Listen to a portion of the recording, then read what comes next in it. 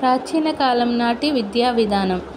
మానవ జీవితంపై ప్రభావం చూసే అంశాలపై కాంతిని ప్రసరింపచేసే మార్గదర్శకత్వం వహించడం భారతదేశంలో వేదకాలం నుంచి విద్య ప్రధాన లక్ష్యంగా ఉంది. విద్య ఆధ్యాత్మిక విషయంలో మోక్షాన్ని, భౌతిక విషయంలో సంపన్నతను కలిగిస్తుంది. విద్య లేకుండా ఏ వ్యక్తి క్రమపద్ధతిలో అభివృద్ధి చెందడని భావించారు. విద్య ఆశయం చిత్తవృత్తి నిరోధం, అంటే బుద్ధిని క్రమబద్ధీకరించేదిగా ఉండాలి. ప్రతి వ్యక్తి తన జీవిత కాలాన్ని 4 ప్రధాన ఆశ్రమాల్లో గడుపుతాడు. అవి బ్రహ్మచర్యం, గృహస్థాశ్రమం, వానప్రస్థం, సన్యాసాశ్రమం.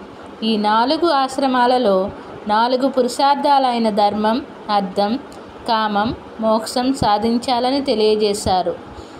వీటిని చతుర్విధ పురుషార్థాలు అని కూడా అంటారు. వేదకాలం తర్వాత బుద్ధుని బోధనల ఫలితంగా బౌద్ధమతం ప్రాచుర్యంలోకి వచ్చింది.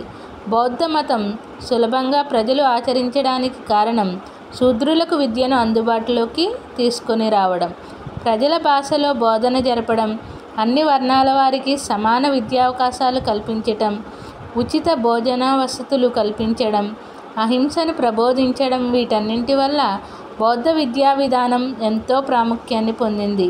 గొప్ప విశ్వవిద్యాలయాలను స్థాపించి యావత్ ప్రపంచ విద్యార్థులను చదువు కోసం ఒకే చోట సమావేశపరిచిన కీర్తి బౌద్ధ విద్యా విధానానికి దక్కింది.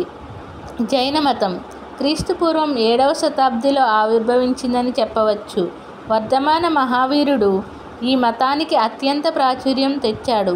జైన మతం నాస్తికత్వం, స్వేచ్ఛ, అహింస, తపస్సు, సదాచారం, కర్మ, మోక్షం లాంటి అంశాలపై ఆధారపడి ఉంటుంది. జైనం అనే పదం జిన అనే పదం నుంచి వచ్చింది. జిన అనే పదానికి జయించడం అనే అర్థం ఉంది. అంటే ప్రాపంచిక సుఖాల మీద పూర్తిగా నియంత్రణ సాధించడం. జైనుల విద్యా విధానంలో మోక్షం ప్రధాన అంశం. సమ్యక్ దర్శనం, రైట్ ఫెయిత్, సమ్యక్ జ్ఞానం, రైట్ నాలెడ్జ్, సమ్యక్ చరితం, రైట్ కండక్ట్ అనేవి త్రిరత్నాలు.